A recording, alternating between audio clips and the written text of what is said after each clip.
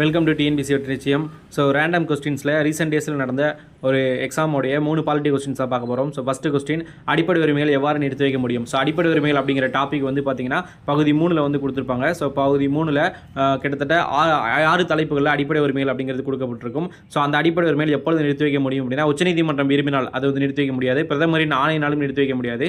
So தேசிய நெருக்கடி நிலை அப்படின்னு சொல்லப்படுற ஆர்டிகல் 352, ஸோ அந்த 352 படி தான் மற்றும் அடிப்படை உரிமைகளை நிறுத்தி வைக்க முடியும். So next question, doctor B.R.. Ambedkar அவர்களின் கூற்றுப்படி கீழ்கண்ட சட்டப்பிரிவுகளில் எது இந்திய அரசியலமைப்பு சட்டத்தின் இதயம் மற்றும் ஆன்மா என்று அறியப்படுகிறது? ஸோ ஆர்டிகல் 32 அப்படின்னு சொல்லப்படுற நீதி பேராணை அப்படிங்கிறதான் பார்த்தீங்க அப்படின்னா இந்திய அரசியலமைப்பின் ஆன்மா மற்றும் இதயம். அதாவது உங்களுடைய அடிப்படை உரிமைகள் பாதிக்கப்படும் பொழுது நீங்கள் நேரடியாக உச்சநீதிமன்றத்துக்கோ உயர்நீதிமன்றத்துக்கோ சென்று வழக்கு தொடுக்கலாம். ஸோ அதை பற்றி சொல்கிறதான் ஆர்டிகல் 32 அப்படிங்கிறது.